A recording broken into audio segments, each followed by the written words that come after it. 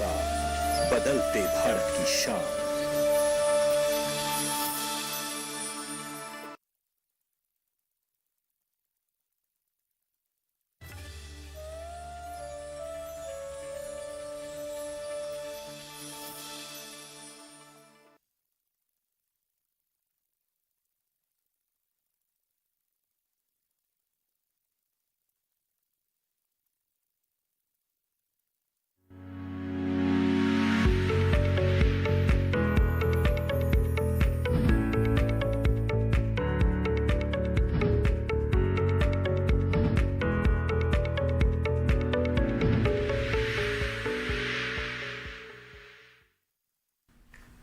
नमस्कार, आप देख रहे हैं दूरदर्शन किसान और लाइव फोन इन कार्यक्रम हेलो किसान में आप सभी का स्वागत है। मैं हूं आपके साथ मोनालिसा। जैसा कि ये एक फोन इन कार्यक्रम है, इसमें हम स्टूडियो में बैठे हमारे मेहमानों से तो खास विषयों पर चर्चा करते ही हैं, लेकिन इसके साथ ही आपकी भूमिका भी बेहद महत्वपूर्ण होती है इस कार्यक्रम में, क्योंकि आप भी हमारे साथ इस कार्यक्रम में जुड़ सकते हैं फोन लाइन के जरिए। तो आइए सबसे पहले हम आपको बता दें आज के कार्यक्रम के विषय के बारे में जिस पर होगी चर्चा।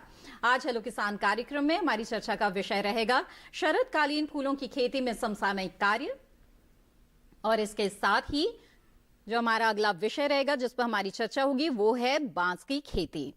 तो ये दो महत्वपूर्ण विषय हैं जिस पर आज हम विस्तार से चर्चा करेंगे। अगर आप कोई सवाल पूछना चाहते हैं जो इस विषय से जुड़े हुए हों तो आप हमारे टोल फ्री नंबर पे कॉल करें। हमारे टोल फ्री नंबर है 1800-113060 और 1800-113061। टोल फ्री नंबर है, यानी आप मुफ्त में कॉल कर सकते हैं। बस आपको इस बात का ध्यान रखना है कि बातचीत के दौरान टीवी की आवाज बंद रखेंगे और फोन लाइन के जरिए बातचीत करेंगे तो बातचीत में रुकावट नहीं आएगी। और हमारे सवालों के जवाब के लिए जो खास मेहमान हमारे साथ मौजूद है, आइए आपका परिचय करा दें। हमारे साथ यहाँ पे डॉक्टर बबीता सिंह मौजूद हैं जो कि वैज्ञानिक है, पुष्प विज्ञान संभाग IIRI पूसा नई दिल्ली में। डॉक्टर बबीता, आपका बहुत बहुत स्वागत है इस कार्यक्रम में। साथ ही हमारे अगले मेहमान जो हमारे साथ जुड़े हुए हैं वो हैं डॉक्टर अजय ठाकुर। आप प्रमुख हैं अनुवांशिक एवं वृक्ष सुधार विभाग वन अनुसंधान संस्थान देहरादून में। डॉक्टर अजय, आपका भी बहुत बहुत स्वागत है इस कार्यक्रम में। धन्यवाद मोनालिसा जी। जी, तो आइए इस कार्यक्रम में हम चर्चा की शुरुआत करते हैं। और जैसा कि शरदकालीन फूलों की खेती के बारे में हमारी चर्चा है, तो उसमें अगर बात करें तो कौन कौन से जो शरदकालीन फूल हैं जिसकी खेती किसान करते हैं और जिनसे उनको अच्छा मुनाफा भी हो सकता है, सबसे पहले उसकी एक भूमिका मैं चाहूंगी डॉक्टर बबीता आप यहाँ पर हमें दें। धन्यवाद मैडम। देखिए, जिस तरीके से हम देखते हैं कि भारतवर्ष में अब धीरे धीरे पुष्प उत्पादन जो है वो काफ़ी आगे बढ़ चुका है जी। और आज की अगर स्थिति में हम देखते हैं तो पुष्प विज्ञान जहाँ पे 20 साल पहले जो था वो बहुत ही लगभग 50,000 हेक्टेयर में ही उसका उत्पादन होता था, लेकिन आज वो बढ़ करके लगभग 2.5 लाख हेक्टेयर एरिया में हमारा पुष्प उत्पादन जो भारतवर्ष कर रहा है। और आज की स्थिति में लगभग 3 लाख मीट्रिक टन खुले फूल और लगभग 500 मिलियन टन कट फ्लावर का प्रोडक्शन भारत कर रहा है और लगभग 500 से 550 करोड़ रुपए तक का निर्यात भारतवर्ष आज हमारे देश से हो रहा है।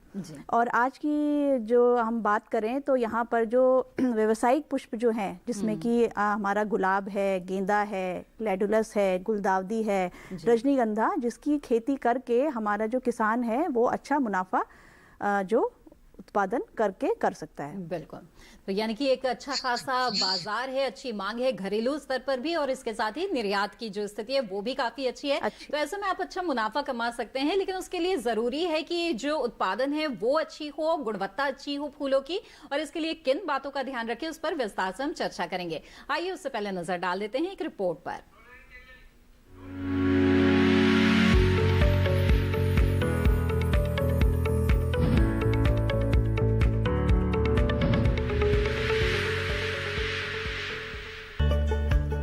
देश में काफी संख्या में किसान फूलों की खेती करते हैं। बढ़ती मांग के कारण भी फूलों की खेती किसानों के लिए मुनाफे का सौदा साबित हो रही है। वैसे तो फूलों का कारोबार और पैदावार साल भर चलता है, पर सर्दियों में इसमें और ज्यादा बढ़ोतरी होती है। सजावटी फूलों की मांग ज्यादा रहती है। फूलों का उपयोग सजावट करने के साथ साथ औषधि बनाने के लिए भी किया जाता है। घरों और कार्यालयों को सजाने में भी फूलों का उपयोग होता है, लेकिन अच्छी फसल के लिए फूलों की उचित देखभाल भी जरूरी है। साथ ही फसल में समसामयिक कार्य भी जरूरी है।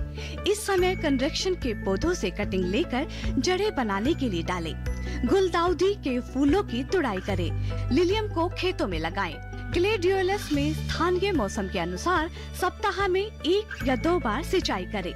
रजनीगंधा के स्पाइक की कटाई, छटाई, पैकिंग, विपणन और पोषक तत्वों के मिश्रण का अंतिम छिड़काव करें। देसी गुलाब की कलम काटकर अगले साल के स्टॉक के लिए क्यारियों में लगा दें। इस समय गेंदे के बीज को इकट्ठा करें। किसान छोटे छोटे कीड़े मकोड़ों से भी फूलों को बचाएं। इनसे बचाव के लिए कृषि विशेषज्ञों की सलाह से समय समय पर दवाओं का छिड़काव करना चाहिए। इसके अलावा फूलों की जरूरत के अनुसार इसमें सिंचाई भी करें। शरदकालीन फूलों को बचाने के लिए क्यारियों पर हरे रंग की जाली लगाएं।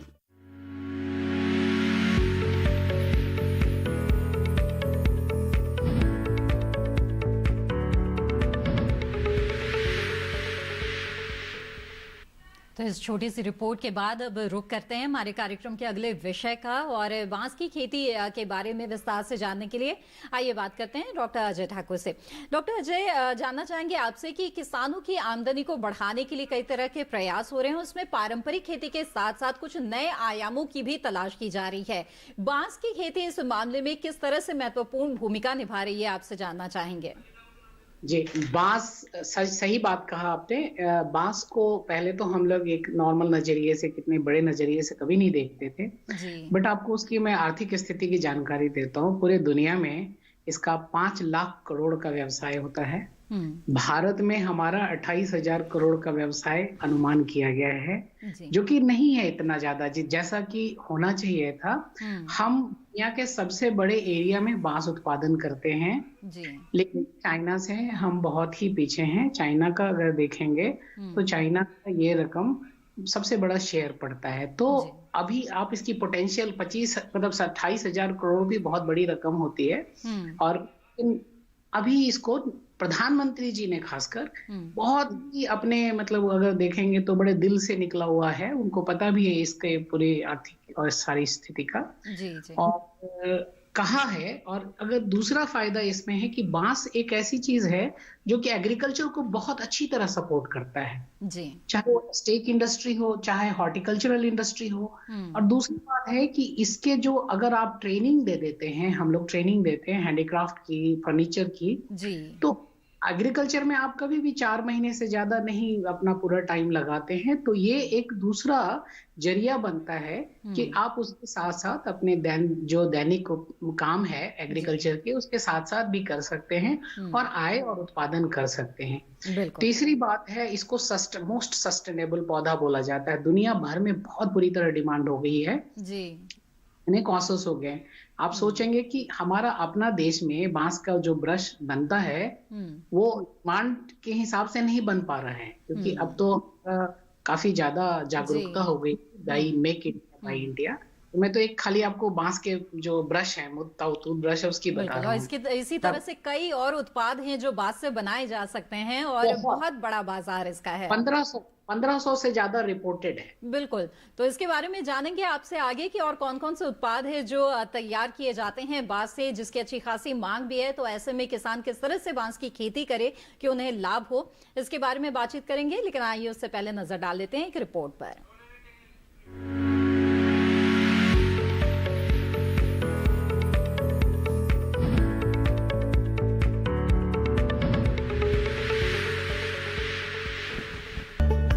बांस को हरा सोना कहा जाता है। हरा सोना के नाम से जाने जाने वाली बांस की खेती से बंजर भूमि को भी उपजाऊ बनाया जा सकता है। बांस की खेती की रुपाई जुलाई में होती है। बांस का उपयोग सौंदर्य प्रसाधन और फर्नीचर बनाने में किया जाता है। इसके साथ साथ बांस को खाया भी जाता है। इसमें बहुत सारे औषधीय गुण होते हैं। इसका मुरब्बा, अचार आदि भी बनाया जाता है। बांस की कटाई उसके होने वाले उपयोग पर निर्भर करती है। अगर बांस की टोकरी बनानी है तो वह 3 4 वर्ष पुरानी फसल हो। अगर मजबूती के लिए बांस की जरूरत है तो 6 वर्ष की फसल ज्यादा उपयुक्त होती है। बांस की कटाई का उपयुक्त समय अक्टूबर के दूसरे सप्ताह से दिसंबर तक होता है। गर्मी के मौसम में बांस की कटाई नहीं करनी चाहिए क्योंकि इससे जड़ें सूख सकती हैं और कल्ले फूटने की संभावनाएं कम होती हैं। इतना ही नहीं, सरकार भी बांस की खेती के लिए किसानों को प्रोत्साहन दे रही है। बांस के महत्व को देखते हुए सरकार ने पेड़ की परिभाषा से बांस को हटाने के लिए भारतीय वन अधिनियम 1972 का वर्ष 2017 में संशोधन किया, जिससे किसानों को बांस व बांस आधारित उत्पादों की सुगम आवाजाही में सहायता हुई है। आज सभी लोग बांस की खेती और व्यवसाय करने के लिए स्वतंत्र हैं।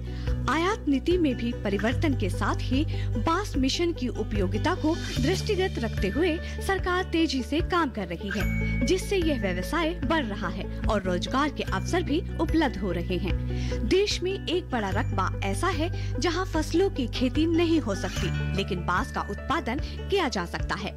मेड़ पर भी बांस उगाकर किसान अतिरिक्त आय प्राप्त कर सकते हैं।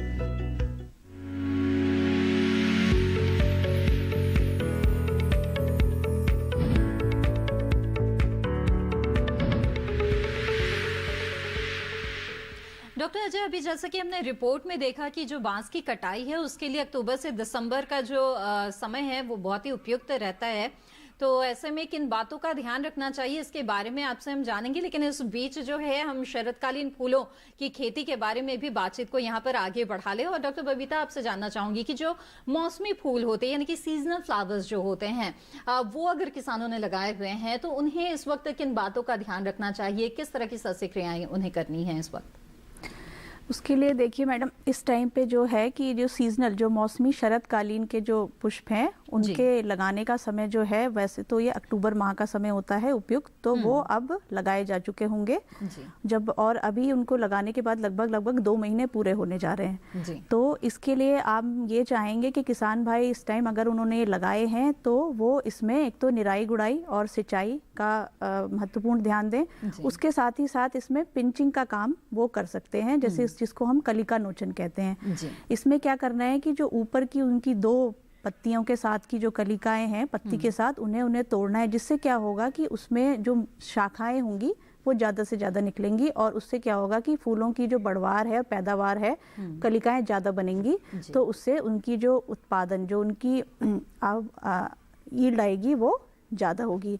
इसके साथ साथ क्या करना है कि उन्होंने जो यूरिया की डोज है वो भी उनको इस टाइम पे छिड़काव करने से क्या होगा कि पौधे की जो वृद्धि है और जिसकी बढ़वार है वो अच्छी होगी, तो वो उसके ऊपर भी प्रॉपर उनको ध्यान देना है। उसके साथ ही साथ 20 से 25 दिन के बाद, पहली कलिका नोचन पिंचिंग के बाद फिर 20 से 25 दिन के बाद उन्हें फिर से पिंचिंग का काम करना है, तोड़ने का काम करना है, जिससे कि और शाखाएं बढ़ेंगी और उससे जो फूलों की जो पैदावार है और बढ़वार जो है वो अच्छी हो जाएगी। और उसके साथ ही साथ वो सिंचाई और निराई गुड़ाई जो खरपतवार का है वो भी जो है देखभाल उसका ध्यान दें, जिससे कि उनकी जो फसल है वो ज़्यादा से ज़्यादा पैदावार उत्पादन कर सके। अच्छी पैदावार के लिए इन बातों का ध्यान रखना है। और आगे बढ़ते हैं, इस वक्त डॉक्टर अजय ठाकुर भी हमारे साथ जुड़े हुए हैं लगातार। डॉक्टर अजय, जानना चाहेंगे कि जैसे कि रिपोर्ट में हमने देखा कि जो बांस की कटाई है उसके लिए ये उपयुक्त समय है, तो ऐसे में जो किसान बांस की कटाई करना चाहते हैं उन्हें किन बातों का ध्यान रखना चाहिए? और जैसा कि हमने देखा कि आपको क्या उत्पाद बनाने हैं उसके अनुसार भी कटाई का जो वक्त होता है वो भी तय करना होता है, तो आप उन्हें क्या सुझाव देंगे किसानों को?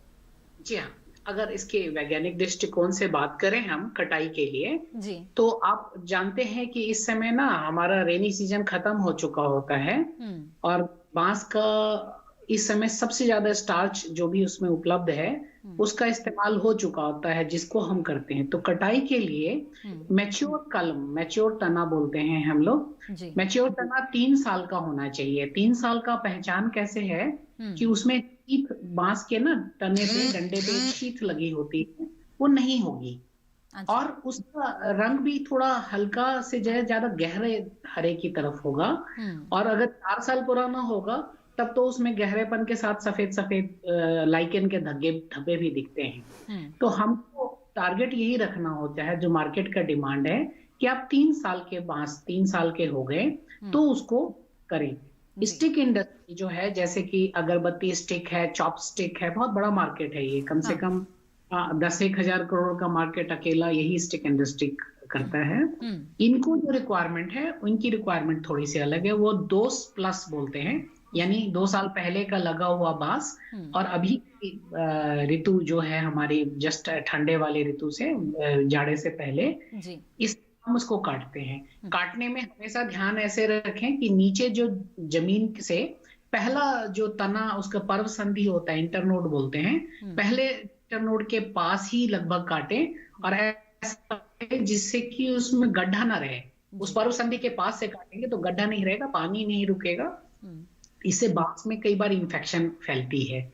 और हमेशा इसको हम लोग करते हैं, अच्छे किसानों, जागरूक किसानों को बोलते हैं कि कलर कोडिंग पहले साल के लिए तो आपको जरूरत नहीं है, दूसरे साल के लिए सफेद करते हैं, तीसरे साल के तरह से लाल है, फिर अलग अलग कलर है, जिससे आपको पता है कि आप किस साल के बांस को निकालेंगे और निकाल के देंगे। इसका बहुत अच्छा दाम मिलता है। अगर आपको नॉर्मल बांस की जो कीमत 80 से 90 रुपए या 100 रुपए थोक भाव है, तो उसके आप कम से कम 110-120 तक मिल जाती है। जी जी, जरूर ध्यान रखें। जो काटने के लिए औजार है, जितना तीक्ष्ण हो, जितना तेज उसका प्रयोग करें, बोथरा ना रखें। कई लोग कुल्हाड़ी से काटते हैं, पर अब कटर का यूज करना शुरू कर दिया है और कटर का ही यूज करें, वो ज्यादा अच्छा भी रहता है।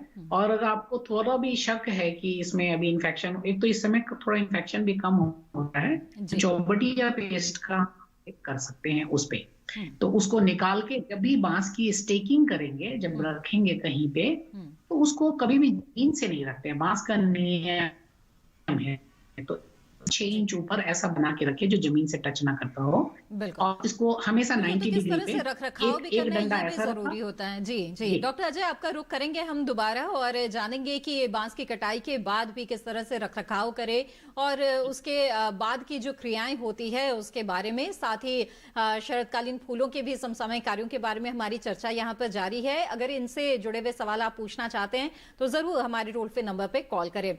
लेकिन फिलहाल वक्त हो गया है एक छोटे से ब्रेक का। हम जल्द हाजिर होंगे, आप बने रहें दूरदर्शन किसान पर।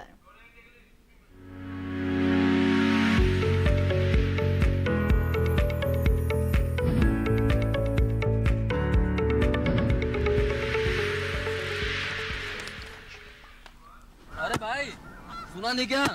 केसीसी ने किसानों का जिंदगी बदल दिया है।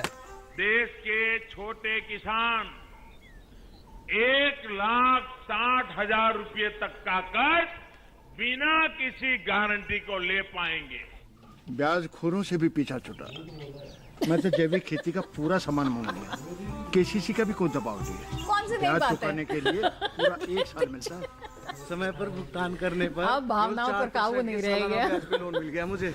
अपना आधार कार्ड, लेटेस्ट फोटो और जमीन के कागजात लेके अप्लाई करो बस। और नामांकन भरने के लिए जेब भी ढीली नहीं करनी पड़ी।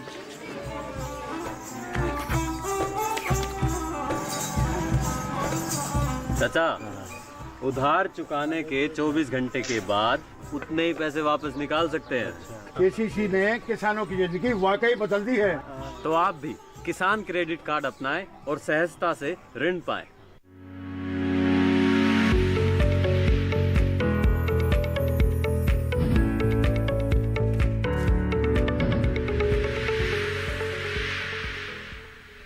ब्रेक के बाद आप सभी का फिर से स्वागत है। आप देख रहे हैं कार्यक्रम हेलो किसान और आज इस कार्यक्रम में हम खासतौर से शरदकालीन फूलों की खेती में जो समसामयिक कार्य आपको करने चाहिए उसके बारे में बातचीत कर रहे हैं। साथ ही बांस की खेती के बारे में भी हमारी चर्चा जारी है। अगर आप इन विषयों से जुड़े हुए सवाल पूछना चाहते हैं तो हमारे टोल फ्री नंबर पर कॉल करें। और इस वक्त हमारे एक कॉलर हमारे साथ जुड़े हुए हैं, आइए बातचीत करते हैं। सुरेश कुमार जी इस वक्त श्रीगंगानगर राजस्थान से हमारे साथ जुड़े हैं। सुरेश जी स्वागत है आपका, पूछिए अपना सवाल। सुरेश जी मेरी आवाज मिल रही है आपको? हेलो सुरेश जी, क्या मुझे सुन पा रहे हैं? हेलो जी सुरेश जी। हाँ जी नमस्ते मैडम। जी नमस्कार, बताइए क्या जानना चाहते हैं सुरेश जी? जी मैं फूलों की खेती करना चाहता हूँ, कौन सी किस्म करें? जी कौन से फूल लेना चाहते हैं, कुछ सोचा है अभी तक आपने? हाँ जी। जी, आइए आपसे आपके बारे में जानते हैं कि विशेषज्ञ मेहमान क्या सुझाव देती हैं। तो बताइए, श्रीगंगानगर राजस्थान से हैं, तो किस तरह के फूलों की वहाँ पर अच्छी व्यावसायिक मांग है जिसकी खेती कर सकते हैं? देखिए, गंगानगर जो है उसका जो जलवायु या अगर हम उसकी बात करें तो वो लगभग या हमारे जो थोड़ा गर्म और ट्रॉपिकल एरिया माना जाता है, गर्मी वहाँ पे ज़्यादा पड़ती है। तो वहाँ पर अगर सबसे पहले अगर उन्हें शुरुआत करनी है तो वो जो हमारे खुले जगहों पर लगाने वाले जो पुष्प हैं उनसे शुरुआत उनको करनी चाहिए। जो संरक्षित खेती के ऊपर ना जा करके पहले वो अगर खुले स्थानों में खेती अगर करना चाहते हैं तो उसकी शुरुआत करें। उसमें वहाँ पर वो रजनीगंधा की खेती भी कर सकते हैं, गेंदे की खेती कर सकते हैं, और ग्लैडुलस जो है कि कट फ्लावर जिसका कि कर्तित पुष्पों में अच्छा खासा उसका व्यवसाय हमारे देश में हो रहा है, तो उससे वो अपनी शुरुआत जो है वहाँ पर कर सकते हैं, जिससे कि वो अच्छा मुनाफा भी कमा सकते हैं। बिल्कुल। तो डॉक्टर बबीता, मैं जानना चाहूँगी कि इस वक्त जो है वो कौन से फूल ऐसे हैं जिनकी जो खेती है वो की जा सकती है, जो पौधे हैं वो लगाए जा सकते हैं? अगर गेंदा की ही बात करें तो क्या ये उपयुक्त समय होगा पौधों के बाग लगाने के लिए? बिल्कुल मैडम, इस टाइम पे अगर आप फरवरी मार्च में जो गेंदे पुष्पन मतलब फूल आते हैं जिसमें, तो उनकी प्लांटिंग का जो है वो इस टाइम का अच्छा समय है। अक्टूबर नवंबर में जो है आप जो तैयार नर्सरी से पौधों को इस टाइम पे गेंदे की खेती की जा सकती है। उसमें जो हमारे पूसा संस्थान के द्वारा डेवलप जो वैरायटी है हमारे भारतीय कृषि अनुसंधान संस्थान द्वारा, उसमें पूसा बसंती गेंदा, पूसा नारंगी गेंदा और पूसा बहार, इनकी जो है आप रुपाई इस टाइम पे कर सकते हैं, जिससे कि उनसे आप फरवरी मार्च में फूल लिए जा सकते हैं। और रुपाई के दौरान किन बातों का ध्यान रखे किसान? डॉक्टर बबीता, किस तरह से रुपाई करें गेंदे की? रुपाई के लिए क्या है, सबसे पहले तो आपको उसकी नर्सरी तैयार करनी है। नर्सरी के लिए आपने क्या करना है, मिट्टी जो है आपको उसको सबसे पहले तो उसमें वहाँ पर प्रॉपर धूप जो होनी चाहिए कि धूप होनी चाहिए और उचित पानी का निकास होना चाहिए, ऐसी भूमि का आप वहाँ पे उपयोग करें। उसके बाद भूमि की जो मिट्टी है उसको आपने उपचारित करना है, जिससे कि अगर उसमें कोई रोग व्याधियां हैं तो उसके लिए उसमें आप बाविस्टीन या पाउडर या फिर कैप्टान के 2 ग्राम प्रति लीटर के हिसाब से ड्रेंचिंग कर सकते हैं। और साथ ही साथ जो आपने बीज इस्तेमाल करना है नर्सरी के लिए, उस बीज को भी आप बाविस्टीन पाउडर के 2 ग्राम के पाउडर से उसको उपचारित करके ही उसकी रुपाई आपको नर्सरी के खेत में करनी है। तो उसके लिए आपने क्या करना है, 4 से 5 मीटर लंबी जो है वो क्यारियां बनानी है, 4-4, 5-5 मीटर लंबी, और उन क्यारियों में फिर आपने उपचारित भूमि का जो सॉइल आपने मिट्टी जो तैयार की है उसमें फिर आपने रुपाई करनी है और हल्की सिंचाई करनी है। और अगर आप उस पर मल्चिंग कर सकते हैं, जैसे जो हमारा इसका धान का जो भूसा होता है उससे या उससे मल्चिंग कर देंगे, तो जिससे इस टाइम पाला जो पड़ता है तो वो जो हो उससे नुकसान नहीं होगा आपकी नर्सरी को। और इसके साथ ही साथ ये 20 से 25 दिन में आपकी जो महीने भर में लगभग 30 दिन के अंदर में आपकी नर्सरी जो है उससे पौधे तैयार हो गए हैं और अब आप उनका प्लांटिंग जो है अपने खेतों में कर सकते हैं। बिल्कुल। तो यहाँ पर इसके साथ ही आगे बढ़ेंगे, एक कॉलर हमारे साथ जुड़ गए हैं, उनका सवाल यहाँ पर हम शामिल कर लेते हैं। कृपाल सिंह जी इस वक्त गुरुग्राम हरियाणा से हमारे साथ जुड़ रहे हैं। कृपाल जी, स्वागत है आपका, पूछिए अपना सवाल। हेलो जी कृपाल जी, मेरी आवाज मिल रही है? आप अपना सवाल पूछ सकते हैं। मैडम बबीता जी का नमस्कार। जी बबीता जी। मैम आवाज आप रिपीट करेंगे? मैडम मैं पूछना चाहता हूँ, देखो हमने गुलाब का भी और रोज की भी खेती करते हैं, किसान अच्छी तरह कर रहे हैं, हम 4-5 एकड़ में हम लगाते हैं। ठीक है, बिल्कुल। हेलो जी कृपाल जी, हम सुन रहे हैं, गुलाब की खेती आप करते हैं? हेलो मैडम, 4-5 साल से हम गुलाब की और रोज की, गुलाब की और गेंदे की खेती कर रहे हैं 4-5 साल कंटिन्यू जी। लेकिन मार्केट क्या है, क्रॉप बहुत अच्छी हो जाती है, उसके बाद मार्केट नहीं मिलती है। ठीक है, उपयुक्त बाजार नहीं मिल पाता है, उपज तो अच्छी होती है लेकिन बाजार नहीं मिल पाता है, तो ऐसे में किसानों को क्या करना चाहिए डॉक्टर बबीता? गुलाब की खेती में अगर आपको उपयुक्त बाजार वहाँ पर नहीं मिल पा रहा है तो आप अपनी जो वहाँ का लोकल मार्केट है, जो सब्जी मंडी है वहाँ की, वहाँ पर भी आप अपने फूलों का एक बाजार या संपर्क वहाँ से लोगों से कर सकते हैं। और इसके साथ ही साथ अगर आप चाहें तो नर्सरी का आप अगर व्यवसाय करना चाहें, क्योंकि उसके लिए आपको क्या है कि एकदम डायरेक्ट आपको फूल अगर आपके नहीं उत्पादन होने के बाद निर्यात नहीं कर पा रहे हैं आप वहाँ से, तो आप नर्सरी का व्यवसाय भी वहाँ पे स्टार्ट कर सकते हैं। आप गुलाब की नर्सरी भी तैयार कर सकते हैं, और जो हमारे घरों में घरेलू जो हम इंडोर प्लांट्स जो लगाए जाते हैं उनकी नर्सरी, या फिर जो सीजनल मौसमी पुष्प हैं उनकी नर्सरी का व्यवसाय भी आप शुरू कर सकते हैं, जिससे कि आपको बाजार की दिक्कत जो है तुरंत आपको उसका समाधान आपको मिल पाएगा। बिल्कुल। और जहाँ तक गुरुग्राम का सवाल है तो बिल्कुल नजदीक में अगर बाजार की उपलब्धता नहीं है तो डॉक्टर बबीता गाजीपुर बहुत ज्यादा दूर नहीं है, वो अगर आप चाहें वही आप अपनी लोकल मंडी में जाकर के आप उनसे संपर्क करके और उनसे आप अपना संपर्क बना करके अपने फूलों को या फिर जो भी आपका उत्पाद है उसको आप बेचने के लिए उनसे बात करके संपर्क करके अपनी समस्या का समाधान कर सकते हैं। बिल्कुल। तो कृपाल जी, मुझे उम्मीद है कि आपके सवाल का जवाब यहाँ पर मिल गया होगा। और बातचीत को आगे बढ़ाते हुए डॉक्टर अजय का रुख करना चाहूंगी। डॉक्टर अजय, बताएं, आप बता रहे थे कि किस तरह से जो बांस की कटाई है उसके बाद जो रख रखाव है उसका भी ध्यान रखना बेहद जरूरी होता है, तो ऐसे में क्या सुझाव आप देना चाहेंगे किसानों को? जी हाँ, तो आपको जहां तक मैंने खत्म किया था कि कटाई के बाद हम इसमें ना, अगर आपका इंडस्ट्री से लिंकेजेस है, जहां इंडस्ट्री का डिमांड है, तो वो उपचारित बांस मांगते हैं। तो यहाँ उपचार जो किसान, हम अभी इसकी सब्सिडी भी अवेलेबल है उपचार के यंत्र बनाने के लिए, या टेक्निकल हेल्प भी हमारी तरफ से FRI देहरादून में भी है। एक तो सबसे सीधा उपचार हम लोग बोलते हैं कि अगर आपके पास आसपास कोई पोखर है, पानी का स्रोत है, तो उसकी गड्डी बना के बांस को 15 दिन के लिए रख दें उसमें। तो बांस में से जो शर्करा है, जो उसका स्टार्च है, वो घुल के निकल जाता है, और इंसेक्ट अटैक के लिए वो बहुत ही उसमें कम इंसेक्ट अटैक होता है। और अगर वो नहीं है, थोड़ा आप अच्छा जानते हैं, जैसे इंडस्ट्री स्पेसिफिक है या आपको कभी फर्नीचर के लिए सप्लाई करना है, तो आजकल उसका बोरेक्स और बोरिक एसिड का कॉम्बिनेशन के साथ 6 से लेकर 8% का बनाते हैं पानी में घोल के साथ। एक बुचरी मेथड है, वो हरे बांस में ही होता है, मतलब आज आपने काटा तो आज के आज में ही वो ट्रीटमेंट डालते हैं। और उसमें, और नहीं अगर वो भी होता है बुचरी मेथड, तो एक मशीन है जो कि प्रेशर से डालते हैं, नहीं होता है तो एक गड्ढा बना के इसको पॉलीथीन का लेयर लगा देते हैं जिससे पानी सीप ना करे।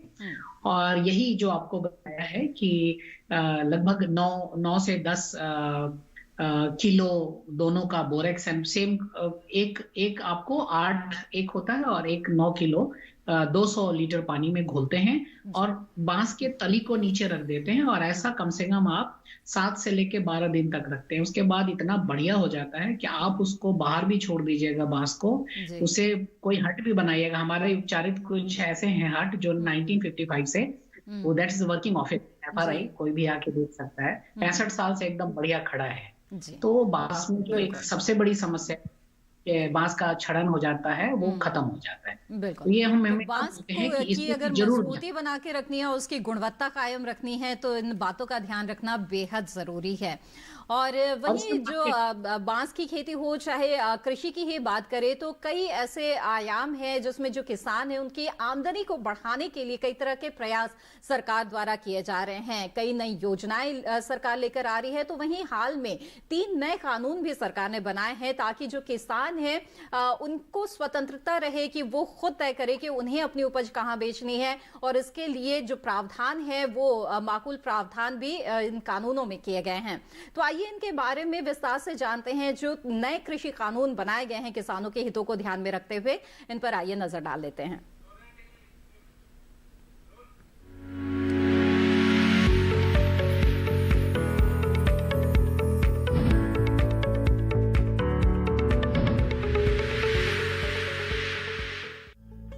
प्रधानमंत्री श्री नरेंद्र मोदी जी के नेतृत्व वाली सरकार ने पिछले 6 वर्षों में कृषि और किसानों के विकास के लिए काफी सराहनीय कार्य किए हैं। कृषि और किसान हमेशा से ही सरकार की प्राथमिकताओं में रहे हैं और इसी का परिणाम है किसान उपज व्यापार और वाणिज्य अधिनियम। ये किसानों की भलाई के लिए लिया गया एक महत्वपूर्ण फैसला है। इसी अधिनियम के माध्यम से किसानों को कानूनी बंधनों से आजादी मिलेगी। किसान उपज व्यापार और वाणिज्य संवर्धन और सरलीकरण अधिनियम के जरिए एक इकोसिस्टम तैयार होगा। इससे न सिर्फ किसानों को अपनी पसंद के अनुसार उपज को बेचने और खरीदने की आजादी मिली है, बल्कि वैकल्पिक व्यापार चैनल उपलब्ध होने से किसानों को लाभकारी मूल्य मिलेंगे और अंतर्राज्यीय व राज्य में व्यापार सरल होगा। किसान उपज व्यापार और वाणिज्य अधिनियम में किसानों के हितों की रक्षा के लिए पर्याप्त व्यवस्था का प्रावधान है। भुगतान सुनिश्चित करने के लिए प्रावधान है कि देय भुगतान राशि के उल्लेख सहित डिलीवरी रसीद उसी दिन किसानों को दी जाए। ये अधिनियम मूल्य के संबंध में व्यापारियों के साथ बातचीत करने के लिए किसानों को सशक्त बनाएगा। इस अधिनियम के कई फायदे हैं, जैसे कृषि क्षेत्र में उपज खरीदने बेचने के लिए किसानों व व्यापारियों को अवसर की स्वतंत्रता मिलेगी। लेन देन की लागत में कमी और मंडियों के अतिरिक्त व्यापार क्षेत्र में फार्म गेट, शीतगृहों, वेयर हाउसों और प्रसंस्करण यूनिटों पर व्यापार के लिए अतिरिक्त चैनलों का सृजन। इनके साथ ही किसानों के साथ प्रोसेसर्स, निर्यातकों और संगठित रिटेलरों के एकीकरण से मध्यस्थता में कमी आएगी। ये अधिनियम कृषि क्षेत्र में आमूलचूल परिवर्तन लाएगा। इससे खेती किसानी में निजी निवेश होने से विकास में तो तेजी आएगी ही, साथ ही रोजगार के अवसर भी बढ़ेंगे।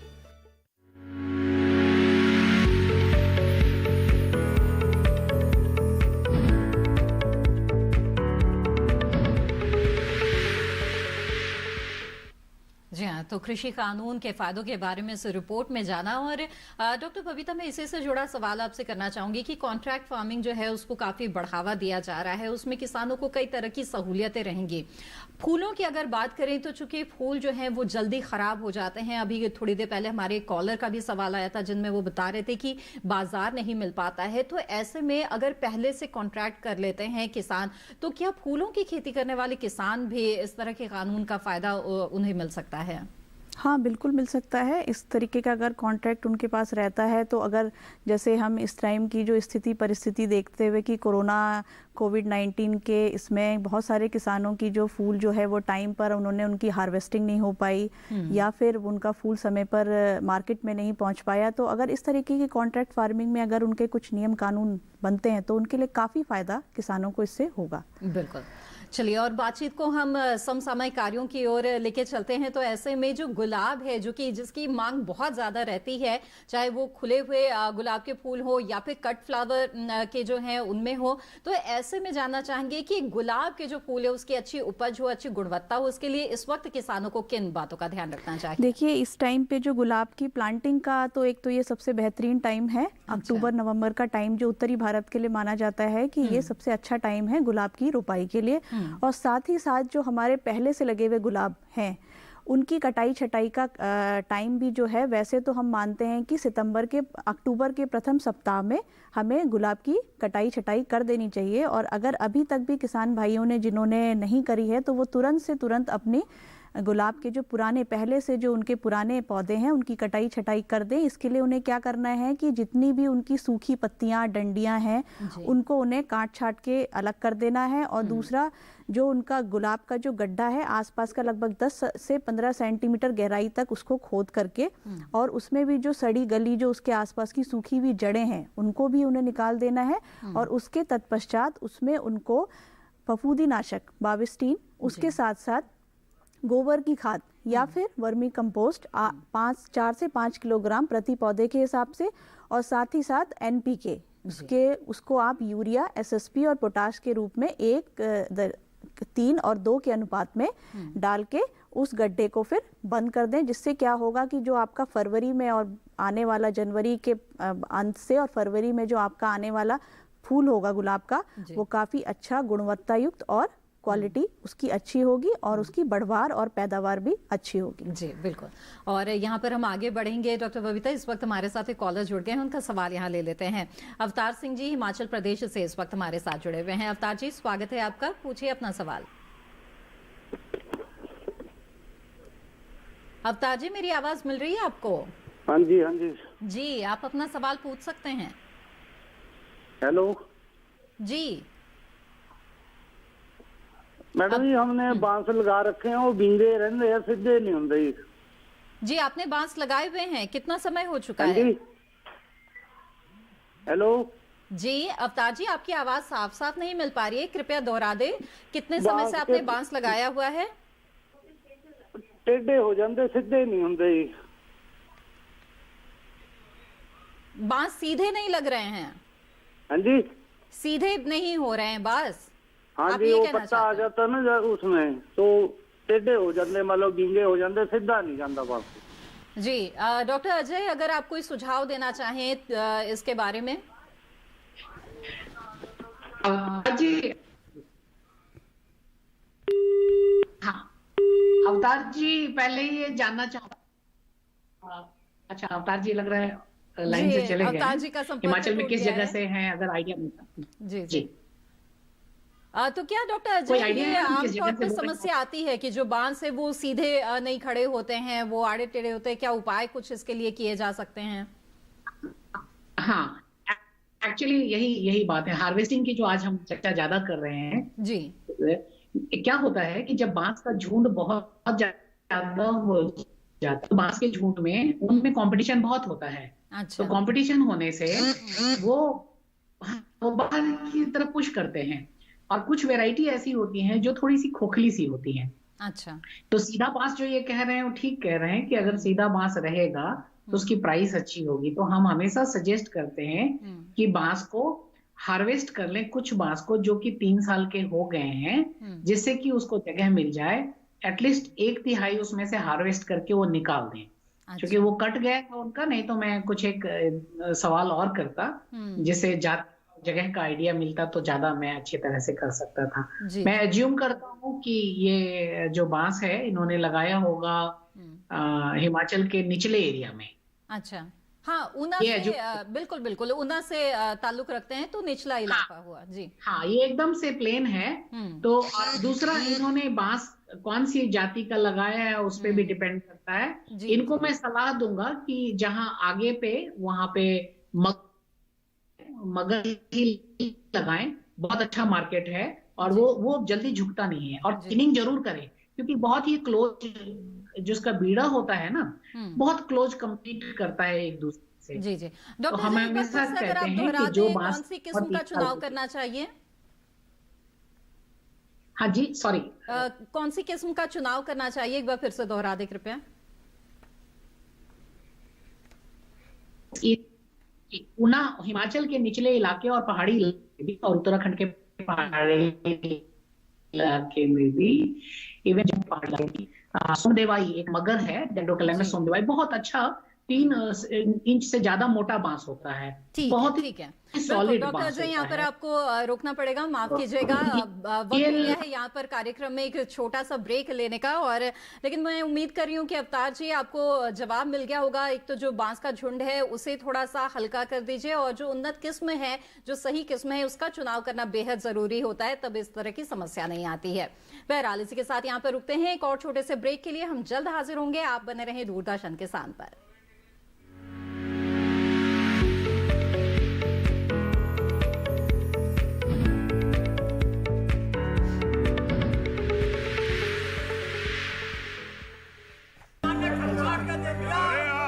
सारी फसल अच्छी होगी भाई।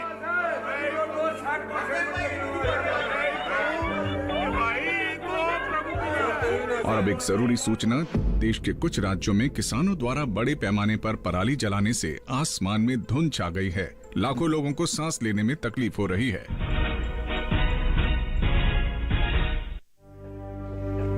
हर साल हम अपना ही घर फूंकते हैं और तमाशे बनते हैं।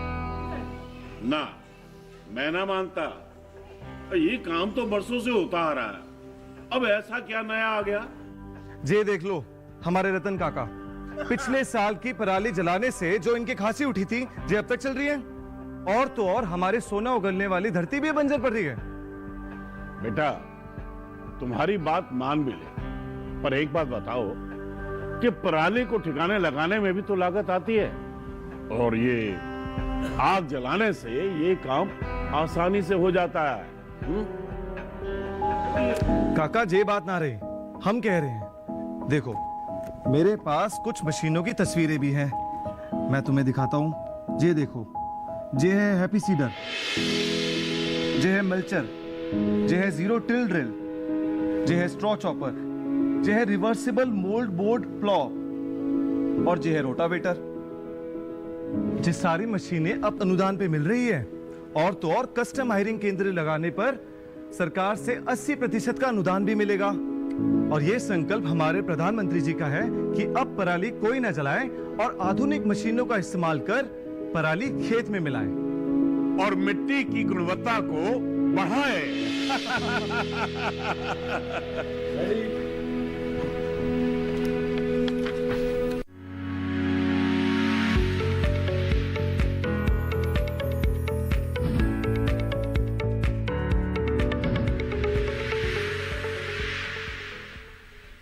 ब्रेक के बाद आप सभी का फिर से स्वागत है कार्यक्रम हेलो किसान में।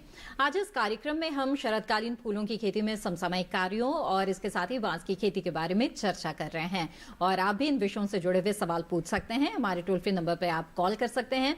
बातचीत को यहाँ पर आगे बढ़ाते हैं और डॉक्टर बबीता, मैं जानना चाहूंगी कि ऐसे फूल जिनमें कि ऐसे जो है जैसे कि गुलदाउदी या ग्लैडियोलस का जिक्र करें जिसमें कि कली बन रही होगी या फूल आने वाली अवस्था होगी, तो इनमें किसानों को क्या करना चाहिए इस वक्त? देखिए, इस टाइम पे जो गुलदाउदी की अगर बात करते हैं तो गुलदाउदी का इस टाइम पे बड बननी, जो कली बननी जो है वो शुरू हो गई है और दिसंबर लगभग तक इसमें पुष्पन जो है, फ्लावरिंग जो फूल आने लगेगा, फूल खुल जाएंगे और फूल उत्पादन होना शुरू हो जाएगा। तो इस वक्त सबसे ज्यादा ध्यान देने योग्य बात यह है कि एक तो इसमें सिंचाई, पानी ना रुके कहीं पर भी, सिंचाई का उचित ध्यान देना है। और साथ ही साथ अगर आपने गुलदाउदी का रोपण गमलों में कर रखा है तो उसमें आप बांस की डंडियों की सहायता से, जो ज़्यादा लंबाई वाली किस्में हैं उसमें बांस की डंडियों को लगा दें। आप जूट की रस्सी या फिर नायलॉन की रस्सी से बांध के, जिससे क्या होगा कि जब फूल आएगा तो पौधे का जो वजन होता है वो बढ़ जाता है, जिससे कि जो पौधा है वो इधर उधर गिरे नहीं और पौधे का जो पूरा आकार और उसका जो शेप है वो मेंटेन रहे। साथ ही साथ अगर आपके जो खेत में लगी हुई किस्में हैं उनमें भी अगर इस टाइम पे मिट्टी चढ़ा दें, मिट्टी चढ़ाने से भी क्या होता है कि पौधे को अगल बगल से उसको सपोर्ट मिलता है और जिससे कि पौधा जो है वो सीधा खड़ा रहता है और उससे पौधे जो उसकी जो उत्पादन होगा वो अच्छा होगा, फूल जो होंगे वो अच्छी गुणवत्ता के उनको प्राप्त होंगे। और साथ ही साथ उसमें निराई गुड़ाई और खरपतवार के ध्यान देने की आवश्यकता है। उसके अलावा अगर बात करें हम ग्लैडियोलस की, तो ग्लैडियोलस की प्लांटिंग भी है वो लगभग हो चुकी है और इस टाइम पे अगर किसान भाइयों ने इसमें यूरिया जो है उसका भी आप दूसरी जो डोज है वो इस टाइम उसका आप छिड़काव कर सकते हैं। और इसमें भी आप मिट्टी चढ़ाने का काम और बांस की डंडियों की सहायता से उसमें उसको सहारा देने का काम कर सकते हैं, जिससे कि जब बड बने और फूल आए तो पौधा जो है वो वजन की वजह से गिरे नहीं और उसका जो है वो आधार जो है वो मजबूत रहे। डॉक्टर बबीता, यहाँ पर मैं आपकी जगह आपको रोकूंगी। इस वक्त हमारे साथ एक कॉलर जुड़ गए हैं, उनका सवाल यहाँ लेना है हमें। पुरुषोत्तम जी इस वक्त ओडिशा से हमारे साथ जुड़े हुए हैं। पुरुषोत्तम जी, स्वागत है आपका, पूछे अपना सवाल। पुरुषोत्तम जी, मेरी आवाज मिल रही है आपको? हेलो पुरुषोत्तम जी, क्या मेरी आवाज मिल रही है आपको? हाँ जी, नमस्ते जी। नमस्कार जी, पूछिए सवाल। मैं उड़ीसा से तटीय इलाका से बोल रहा हूँ जी। हम केंद्रापड़ा जिला जो होता है वो तटीय इलाके में आता है। उसमें यहाँ पर जो कौन सी फूलों की खेती करने से हमको मुनाफा मिलेगा और एक एकड़ में कितने आमदनी होगा? जी, कितनी जमीन में खास तौर पे आप खेती करना चाहते हैं, अगर इसका भी आप जिक्र करना चाहिए? हमारा 2 से 2.5 एकड़ का एक अच्छा सा प्याज है जी, ठीक है, उसमें खेती करना चाहते हैं, फूलों की खेती करना चाहते हैं। बिल्कुल बिल्कुल। तो उड़ीसा से ताल्लुक रखते हैं, वो जानना चाहते हैं कि कौन से फूलों की खेती करें ताकि उनको व्यावसायिक तौर पर अच्छा लाभ हो। देखिए, अगर उनको अपनी खेती की शुरुआत, पुष्प व्यवसाय में खेती की शुरुआत करनी है तो मैं उनको ये सुझाव देना चाहूँगी कि वो जैसे मैंने पहले भी बताया कि वो संरक्षित खेती की तरफ ना जा करके पहले वो खुली जगहों पर उगने वाले जो पुष्प हैं उनका उत्पादन करें, जिससे कि उनको इसका एक्सपीरियंस भी हो जाएगा और उसके साथ ही साथ फिर वो काफ़ी कुछ इसमें सीख जाएंगे। तो इसके लिए अगर उड़ीसा की हम बात करें तो वो भी थोड़ा सा गर्म इलाका है, वहाँ पर भी ट्रॉपिकल एरिया है, तो उसके लिए वहाँ पर वो गेंदा लगा सकते हैं, रजनीगंधा की खेती भी कर सकते हैं, गेंदे की कर सकते हैं। तो इस गेंदा जो है आपका साल भर होता है, तो अगर वो चाहें तो गेंदे की खेती से अपनी शुरुआत कर सकते हैं और साथ ही साथ ग्लैड भी ले सकते हैं, वहाँ पे ग्लैडुलस की खेती भी कर सकते हैं। बिल्कुल। तो पुरुषोत्तम जी, यहाँ पर आपको सुझाव मिल गया है, गेंदा भी आप लगा सकते हैं, साथ ही ग्लैडुलस भी, और रजनीगंधा भी इस इलाके के लिए बेहतर रहेगा। और बातचीत को आगे बढ़ाते हुए दूसरे मेहमान का भी मैं रुक कर लूँ यहाँ पर। डॉक्टर अजय, मैं जानना चाहूंगी कि जो बांस की खेती है, इसकी संभावनाओं को देखते हुए और किसानों को प्रेरित करने के लिए नेशनल बैम्बू मिशन खासतौर पर शुरू किया गया है। इसके तहत किसानों को किस तरह के लाभ हो रहे हैं, किस तरह की सुविधाएं उन्हें मिल रही है, मैं इसके बारे में जानना चाहूंगी आपसे।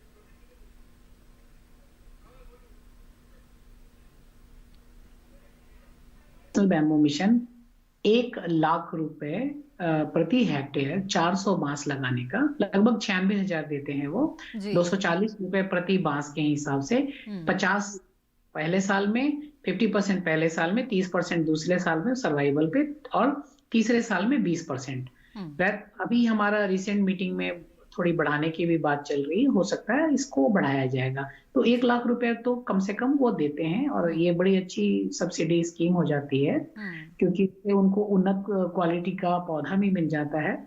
दूसरी बात है, वो नेटवर्क में आ जाते हैं, तो हमको भी पता होता है, जैसे और विशेषज्ञ हैं, कि कहाँ कहाँ लोग हैं जो लगा रहे हैं, कहाँ कहाँ उनको मदद की जरूरत होगी, और कहाँ ये बांस का उत्पादन होगा तो उसका अगला यूज क्या होगा।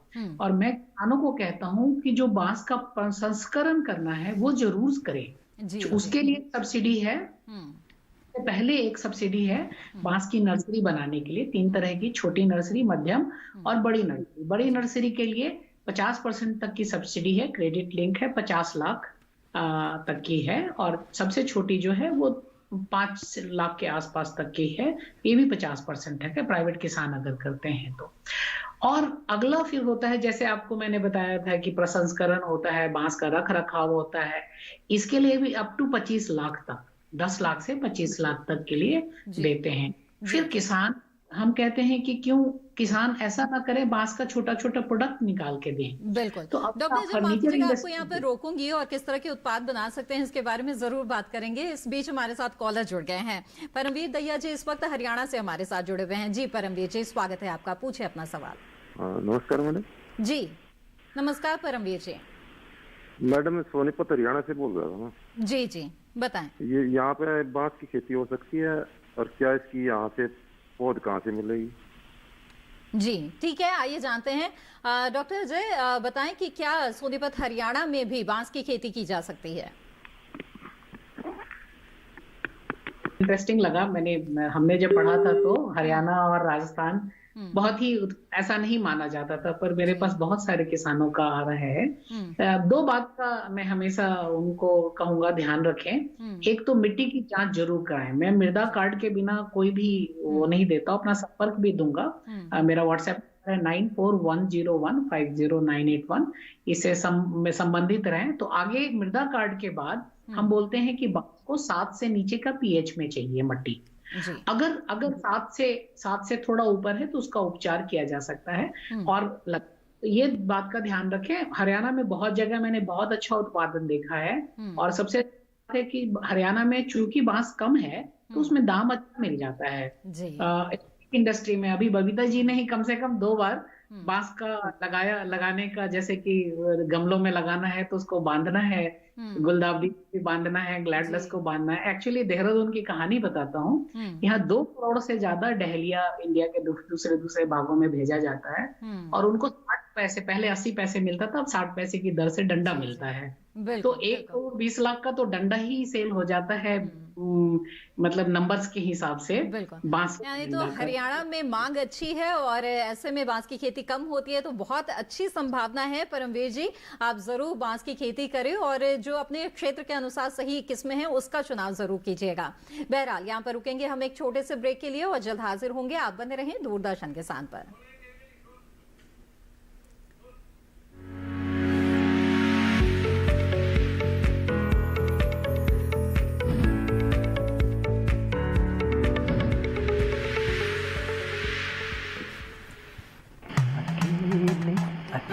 अरे वाह भैया, अकेले अकेले। अरे तू भी ले, पर खाएगा कैसे? मैं ऑर्गेनिक खेती की बात कर रहा रे बेटे। अकेले अकेले खेती कब तक करेगा? मतलब? गांव में 20-25 किसानों का समूह बना के पंजीकरण करवा ले, फिर सरकारी ट्रेनिंग भी मिलेगी और मुफ्त जैविक बीज खाद भी। फिर बीजीएस ऑर्गेनिक की सरकारी मोहर के साथ तेरी उपज आकर्षक पैक में पहुंचेगी बड़े बाजार तक। अच्छा? हाँ। अरे भाई कहाँ चल दिया? सबको साथ लाने, आमदनी बढ़ाने। तो किसान भाई समझ गए ना? साथ मिलकर ऑर्गेनिक खेती कीजिए, अपनी परंपरा को आगे बढ़ाइए, ज्यादा मुनाफा कमाइए। माटी से प्रेम की परंपरा है परंपरागत खेती।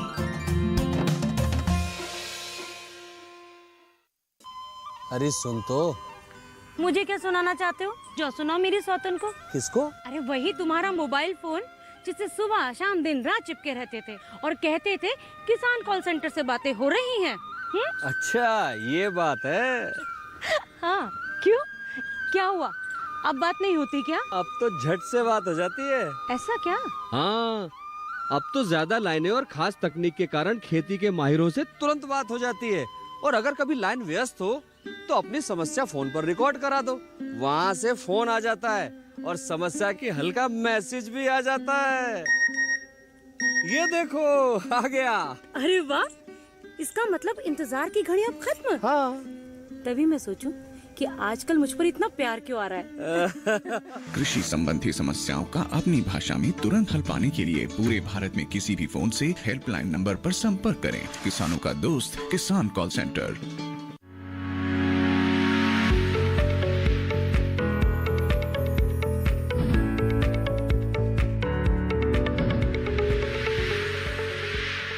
ब्रेक के बाद आप सभी का फिर से स्वागत है कार्यक्रम हेलो किसान में। आइए चर्चा को आगे बढ़ाते हैं। और डॉक्टर अजय, ब्रेक पर जाने से पहले आप बता रहे थे कि जो बांस है इसके मामले में जो प्रसंस्करण की संभावना है बहुत ज्यादा है।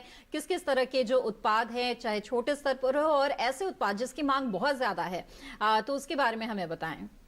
जी हाँ, सबसे पहला मैं ध्यान देना चाहूंगा जिसमें हमने इतना अपार संभावनाएं थी पर हमने ज्यादा नहीं किया, वो है फर्नीचर। हस्तशिल्प तो बांस में हमेशा से रहा है। फर्नीचर 50,000 के आसपास इक्विपमेंट से आप एक फर्नीचर का काम शुरू कर सकते हैं। हमने यहाँ पूरी सिस्टम बनाई हुई है कि कैसे बनाना है, किस तरह से, तो बहुत ही कम लागत में और ट्रेडिंग की सुविधा उपलब्ध है। और इसके जो फर्नीचर इतने अच्छे उम्दे अगर प्रोसेस्ड होते हैं तो बढ़िया होते हैं। और जिसको फर्नीचर का आता है वो बांस के गजेबोस, बांस के हट्स, जिसका मार्केट में बहुत डिमांड, कोई बनाने वाला ही नहीं है। तो पूरा ही एक ऐसा है अनटच्ड एरिया है जो कि खुला हुआ है। आपको बता देता हूँ कि जब आइकिया ने अभी हाल में मेहनत की तो उनको पता चला कि हमारे पास इस लेवल की थी नहीं, तो उन्होंने पुश किया और अभी 320 करोड़ का टारगेट रखा है केवल आइकिया ही अगले 2 सालों में इंडिया से बांस के बने हुए फर्नीचर, केवल बांस के बने हुए फर्नीचर लेगा। तो स्कोप और संभावना बहुत है इसमें और इसको कहीं भी किया जा सकता है। और इसमें क्रेडिट लिंक सब्सिडी जो है वो 25 लाख तक की है। एक और बड़ा अच्छा उद्योग है जो मैं अपने लेडीज खासकर जो भी होती है और मैं खुद भी बनाता हूँ, इनफैक्ट आज शेयर भी करना चाहता हूँ, ये बांस का अचार। जी जी बिल्कुल बिल्कुल। अचार बड़ा सिंपल है बनाना। ये जब बांस, सबसे अच्छी बात क्या है कि जब आपका बांस का नया कल्ला फूटता है, नया कल्ला फूटता है तो उसको आपको 10-15 दिन के भीतर ही उसकी साइज मिल जाती है 1.5 फुट की। आप उसको काट लेंगे और छील के इमीडिएटली उसको हम लोग कहते हैं कि 70 डिग्री टेम्परेचर पे या एक हल्की बॉयल तक उसको निकाल दें, सुखा दें और सुखाने के बाद जो भी अचार बनाने का प्रोसेस है, मैं तो सिंपल आम के अचार के तरीके से ही बनाता हूँ। तो बेहद आसानी से जो बांस का अचार है वो यहाँ बनाया जा सकता है। जी डॉक्टर अजय, यहाँ पर माफ कीजिएगा आपको रोकूंगी। अगले कॉलर हमारे साथ हैं बलवंत जी, उनसे हम बात करते हैं जो कि झालावाड़ राजस्थान से हमारे साथ जुड़े हुए हैं। जी बलवंत जी, स्वागत है आपका, पूछिए अपना सवाल। बलवंत जी, टीवी की आवाज बंद कर दीजिएगा, माफ कीजिएगा भगवान जी, टीवी की आवाज बंद कर दीजिएगा, बातचीत में रुकावट आती है। अपना सवाल। हाँ मैम, मैं ये बोल रहा हूँ कि हमारे यहाँ जो बांस की खेती करते हैं तो इसमें पीलापन आता है और ग्रोथ नहीं हो पाती है। जी जी ठीक है। कौन सी किस्म आपने लगाई है? भगवान जी, मेरी आवाज मिल रही है आपको? हाँ जी, हाँ जी। कौन सी किस्म लगाई है आपने? हम झालावाड़ नर्सरी से लाए थे बांस की खेती, ये रोप। ठीक है, ठीक है। डॉक्टर अजय बताएं कि क्या वजह हो सकती है कि बांस में पीलापन आ रहा है और अच्छी उपज नहीं मिल पा रही है इन्हें? इनको बहुत लाइकलीहुड होगा मैडम कि ये लाठी बांस इन्होंने, जिसको डेंड्रोकैलामस स्ट्रिक्टस लगाया है। एक दूसरा और बांस आजकल जो सीड में था वो था बैम्बूसा बैम्बूस या कांटा बांस। ठीक है, लेकिन जो समस्या है पीलापन की, ये इस समय में थोड़ा सा बांस में हल्का पीलापन वैसे अदरवाइज भी आता है क्योंकि पत्ते जाते हैं। लेकिन इनका एक चीज है जो मैं हमेशा बोलता हूँ, मिट्टी का जांच कराएं। जी जी जी। अगर क्योंकि मिट्टी का जांच कराएं, क्योंकि न्यूट्रिशन की इनको कमी तो है ही है। अब किस तरह से है वो बिना जांच कराए, अगर पीएच थोड़ा हाई है तो पीएच 7 से ऊपर है तो उसको लाइम से या जो भी ट्रीटमेंट है, बहुत सारे वो मिट्टी जांच वाले, मृदा कार्ड तो भारत सरकार का बड़ा एक फ्री का देन है। तो भगवान जी, आपके लिए सबसे पहला सुझाव तो यही होगा कि मिट्टी की जांच आप जरूर करवा लें। बिल्कुल डॉक्टर अजय, आपने बहुत ही महत्वपूर्ण यहाँ पे जानकारियां दी है। मुझे उम्मीद है कि जो किसान बांस की खेती करना चाहते हैं उन्हें जरूर इसमें संभावनाएं नजर आएंगी और उसे अपनाएंगे भी और उन्हें अच्छा लाभ होगा। आपका बहुत बहुत धन्यवाद हमारे साथ जुड़े रहने के लिए जी। और इसके साथ ही डॉक्टर बबीता, आपने भी हमें फूलों की खेती से जुड़ी हुई महत्वपूर्ण जानकारियां दी है। आपका भी बहुत बहुत धन्यवाद। तो मुझे उम्मीद है कि आज के कार्यक्रम में जो जानकारियां दी गई है, चाहे वो बांस की खेती से जुड़ी हुई हो या फिर फूलों की खेती से जुड़ी हुई, इसका लाभ आप सभी जरूर उठाएंगे। आगे बढ़ते हैं और कल के विषय के बारे में आपको बता दें। हेलो किसान कार्यक्रम में जो कल का विषय होगा, जिस पर चर्चा होगी, वो है कृषि उत्पाद व्यापार और वाणिज्य संवर्धन और सरलीकरण अधिनियम 2020। अगर आप अपने सवाल हम तक पहुंचाना चाहते हैं तो आप हमें ईमेल भेज सकते हैं। हमारा ईमेल आईडी है hellokisan2015@gmail.com। आप हमारे फेसबुक पेज पर भी हमसे जुड़ सकते हैं और इसके लिए आपको टाइप करना है हिंदी में हेलो किसान। इसके साथ ही हेलो किसान का जो फेसबुक पेज है वो खुल जाएगा। साथ ही आप दूरदर्शन किसान के कॉल सेंटर नंबर पर भी कॉल कर सकते हैं। हमारा टोल फ्री नंबर है 1800-113060। सोमवार से शनिवार सुबह 6 बजे से रात 10 बजे के बीच आप कॉल करके अपने सवाल दर्ज करा दें। और इसके साथ हेलो किसान कार्यक्रम की आज की कड़ी में बस इतना ही। हमें दीजिए इजाजत। आप बने रहें दूरदर्शन किसान पर। नमस्कार।